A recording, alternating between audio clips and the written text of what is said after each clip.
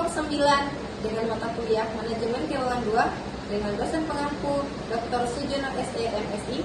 Kami di sini akan membahas materi tentang Activity Based Costing atau ABC. Jangan lupa like, komen, dan subscribe. Silakan saksikan guys.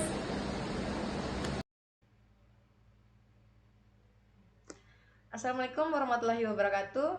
Halo everyone, perkenalkan saya Citra Warda Cahyani dengan NIM B1B124168. Terima kasih teman-teman menonton video ini. Saya akan mempresentasikan materi manajemen keuangan saya dari kelas C untuk menjadikan manajemen unggul demi Fakultas Ekonomi dan Bisnis dan akan menjadikan kampus internasional di kampus calon pengusaha sukses. Oke, halo Kak Citra. Halo Kak.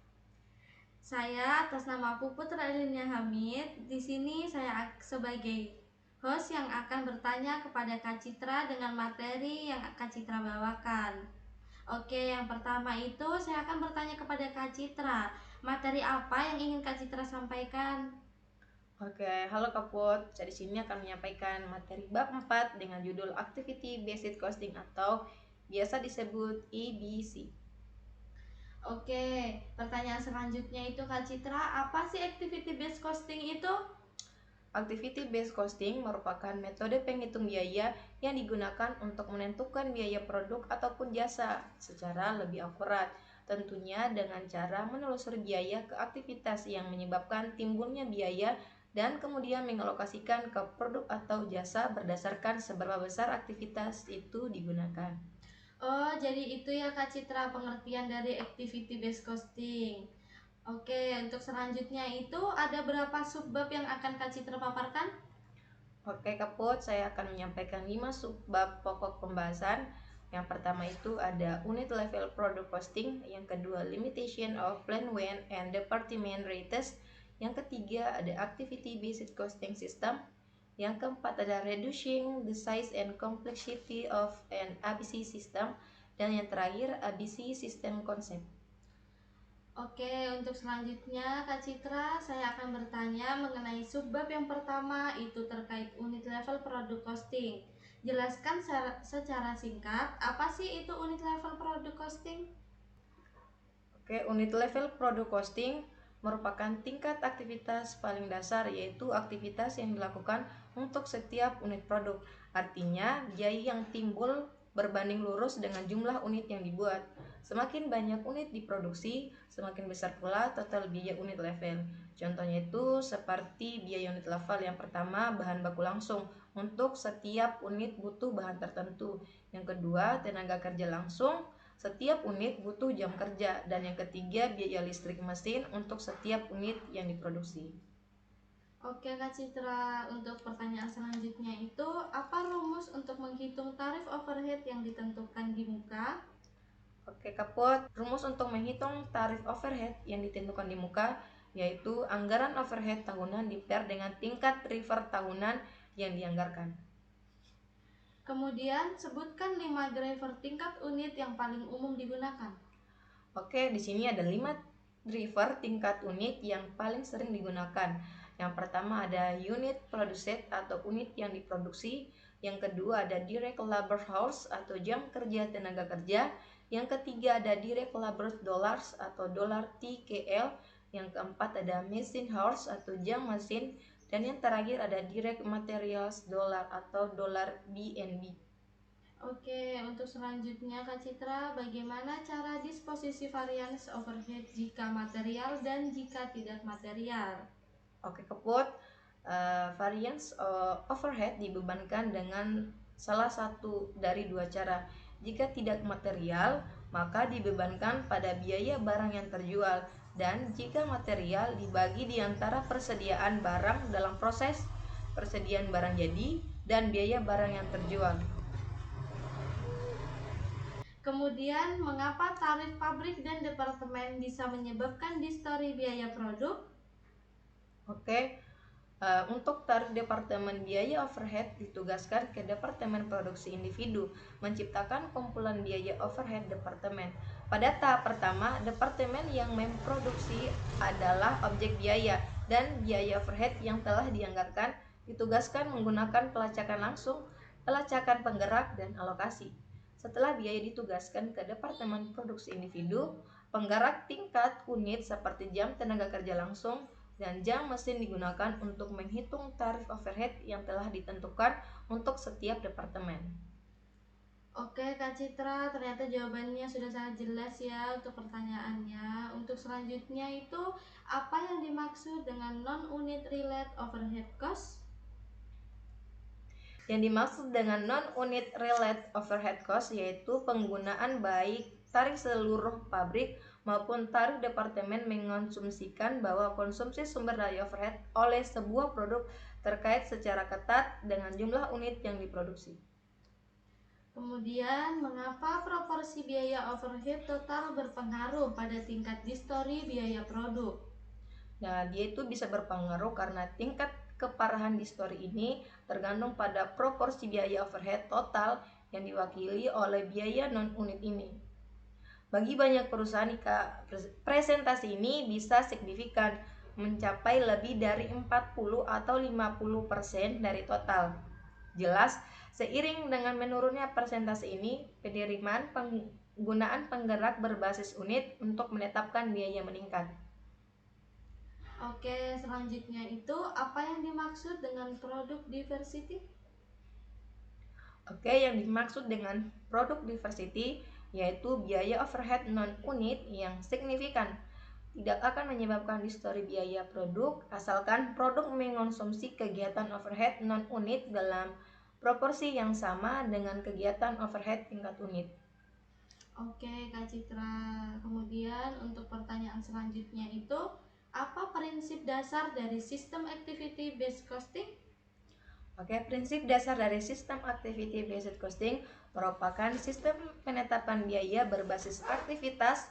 Pertama-tama melacak biaya ke aktivitas dan kemudian ke produk dan objek biaya lainnya. Asumsi yang mendasarinya adalah bahwa aktivitas mengonsumsi sumber daya dan produk serta objek biaya lainnya menghabiskan aktivitas. Sebutkan 6 langkah penting dalam merancang sistem ABC atau Activity Based Costing. Oke, ada 6 langkah penting dalam merancang sistem ABC. Yang pertama ada activity identification, definition, and classification. Yang kedua ada assigning cost to activities. Yang ketiga ada assigning secondary activity cost to primary activities. Yang keempat ada cost object and bills of activity.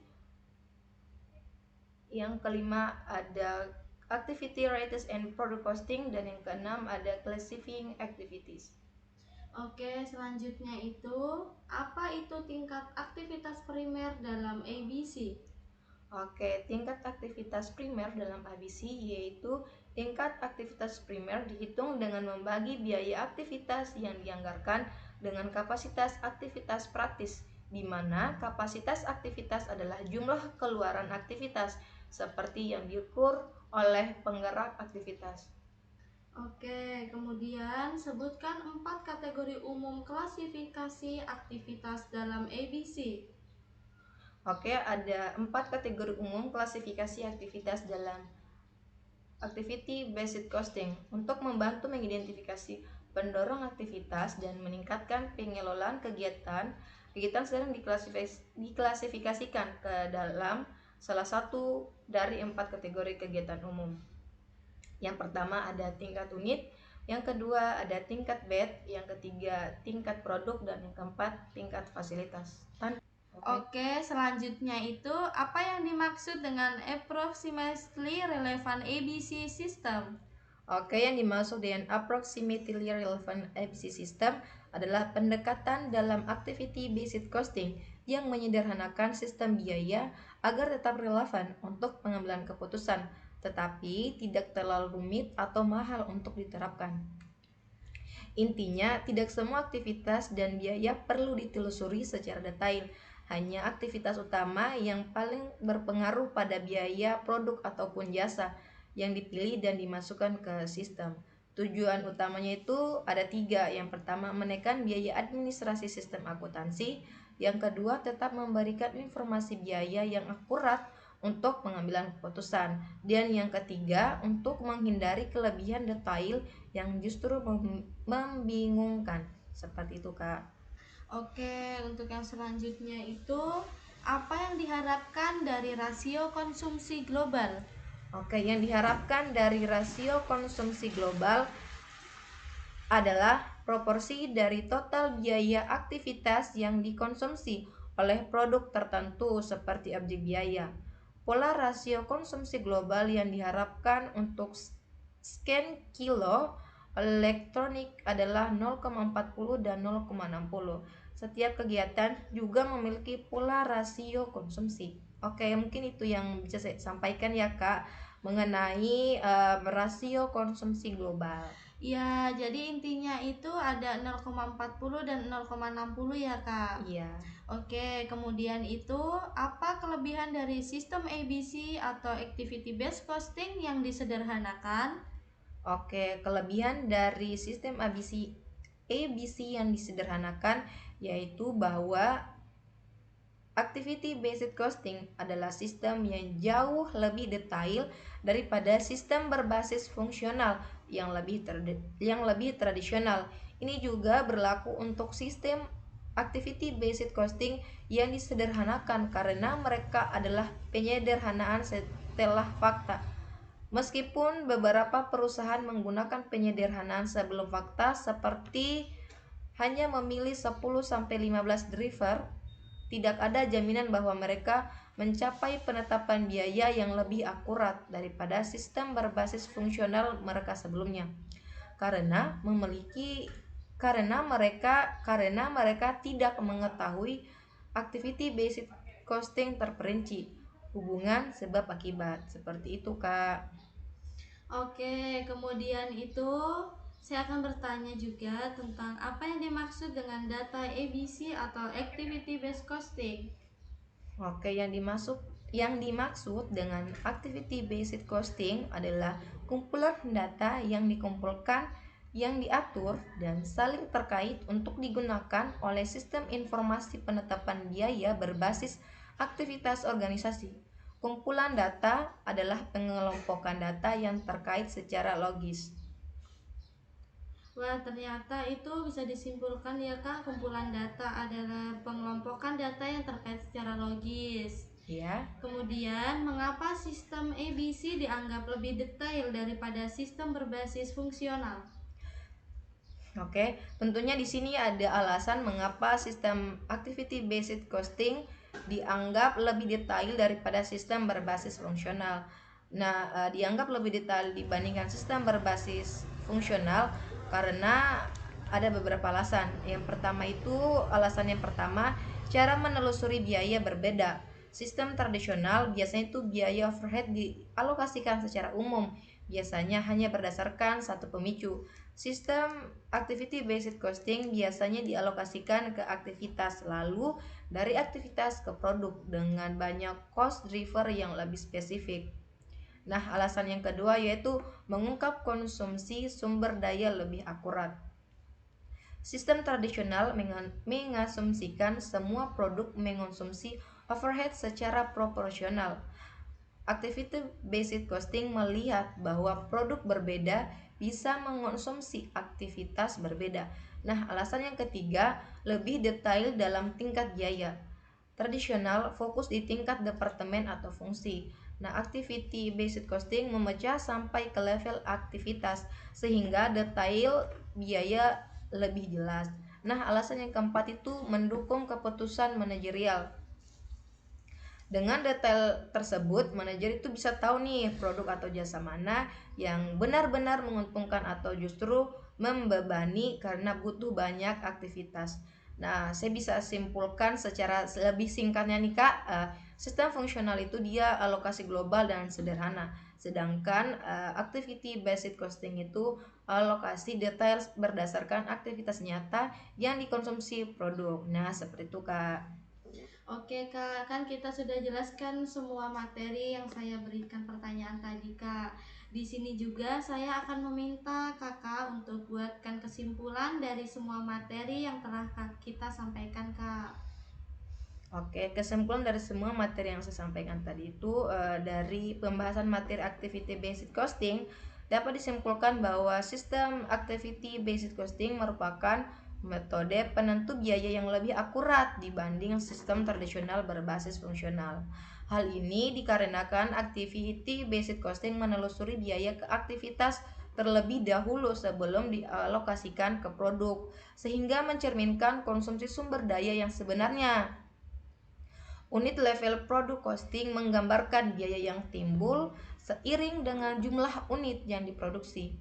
Sementara konsep seperti approximately relevant activity based costing system menunjukkan bahwa sistem ini dapat disederhanakan tanpa kehilangan relevansinya untuk pengambilan keputusan. Dengan detail dan transparansi yang lebih tinggi, activity based costing membantu manajemen dalam mengidentifikasi produk yang benar-benar menguntungkan, menghindari distorsi biaya, serta mendukung strategi efisiensi dan peningkatan daya saing perusahaan. Oke, terima kasih Kak atas kesimpulan yang sudah kita berikan. Saja Kak materi untuk pertanyaan yang saya berikan kepada kita Kak. Terima kasih telah menjawab semua pertanyaan yang saya berikan kepada kita. Oke, terima kasih juga Kak Puput atas kesediaan waktunya dan saya ucapkan terima kasih banyak. Oke, dadah. Oke, sekarang kita bertiga akan mendiskusikan materi terakhir yaitu dari bab Activity Based Costing mengenai ABC Sistem Konsep dengan pemfokusan pembahasan pada pertanyaan mengapa sistem ABC dianggap lebih detail daripada sistem berbasis fungsional. Pertama-tama mari kita pahami dulu apa yang dimaksud dengan sistem biaya tradisional atau sistem berbasis fungsional. Dalam sistem tradisional, biaya overhead perusahaan biasanya dialokasikan ke produk berdasarkan satu dasar alokasi saja. Contoh dasar alokasi yang umum digunakan adalah jam tenaga kerja langsung atau jam mesin. Jadi, jika perusahaan memproduksi banyak jenis produk, semua biaya overhead akan dibagi dan dialokasikan ke produk-produk itu berdasarkan satu ukuran umum tersebut. Sistem ini memang sederhana dan mudah dipakai, tetapi kelemahan utamanya adalah sering menimbulkan distorsi biaya. Mengapa terjadi distorsi? Karena sistem ini berasumsi bahwa semua produk mengonsumsi overhead dengan pola yang sama, padahal kenyataannya tidak demikian. Produk sederhana bisa jadi tidak memerlukan banyak aktivitas tambahan, sedangkan produk inspeksi atau bahkan desain yang khusus. Jika semua dialokasikan secara rata, maka produk sederhana akan menanggung biaya overhead yang terlalu tinggi, sementara produk kompleks justru tampak lebih murah dari biaya sebenarnya. Distorsi inilah yang membuat informasi biaya dalam sistem tradisional seringkali kurang akurat untuk mengambil keputusan. Nah, selanjutnya saya serahkan kepada rekan saya untuk melanjutkan. Baik, selanjutnya yaitu sekarang kita bandingkan dengan sistem Activity Based Costing atau ABC. Sistem ABC menawarkan pendekatan yang jauh lebih detail dan realistis. Alih-alih hanya menggunakan satu dasar alokasi, sistem ABC menelusuri biaya terlebih dahulu ke aktivitas-aktivitas yang benar-benar menginvestasi kualitas aktivitas kemasan, bahan baku, aktivitas desain produk, atau bahkan aktivitas pengiriman. Setiap aktivitas tersebut memiliki cost driver atau pemicu biaya yang spesifik. Setelah biaya dikelompokkan ke aktivitas, barulah biaya tersebut dialokasikan ke produk berdasarkan seberapa banyak produk tersebut mengonsumsi aktivitas tersebut. Dengan cara ini, sistem ABC tidak lagi mengonsumsikan sebuah produk mengonsumsi overhead dengan cara yang sama, melainkan perhitungan perbedaan nyata dalam konsumsi aktivitas. Baik, selanjutnya saya serahkan kepada teman saya. Baik, contoh sederhananya, bayangkan jika kita menghasilkan dua jenis produk. Yang pertama itu ada dua contoh, yaitu produk A yang sangat sederhana dan produk B yang kompleks. Produk A diproduksi dalam jumlah besar dengan desain standar, sementara produk B diproduksi dalam jumlah kecil, tetapi memerlukan banyak penyesuaian, banyak stok dan mesin, lebih sering dilakukan infeksi kualitas. Jika perusahaan menggunakan sistem tradisional berbasis fungsional, maka biaya overhead akan dibagi berdasarkan jam tenaga kerja atau jam mesin. Karena produk A diproduksi dalam jumlah lebih besar, sedangkan produk A akan terlihat lebih mahal, sementara produk B terlihat lebih murah. Namun kenyataannya justru sebaliknya. Produk B sebenarnya menyerap lebih banyak aktivitas sehingga seharusnya biayanya lebih tinggi. Nah, di sini sistem ABC bekerja lebih detail. Dengan ABC, biaya aktivitas setup, infeksi, dan desain akan dialokasikan lebih besar ke produk B sesuai konsumsi aktivitasnya. Jadi hasil perhitungannya itu biaya menjadi lebih adil, lebih realistis, dan lebih akurat. Jadi saya akan kembalikan ke moderator. Oke, jadi kesimpulannya itu kita bisa simpulkan bersama bahwa keunggulan utama sistem ABC atau Activity Based Costing adalah kemampuannya untuk menelusuri biaya dengan lebih rinci ke aktivitas-aktivitas yang lebih nyata, sehingga manajemen bisa mendapatkan gambaran yang jelas tentang konsumsi sumber daya dan profitabilitas produk. Inilah alasan utama mengapa sistem Activity Based Costing disebut lebih detail, lebih akurat, dan lebih bermanfaat dibandingkan sistem tradisional. Oke, see you next time. Dadah. Dan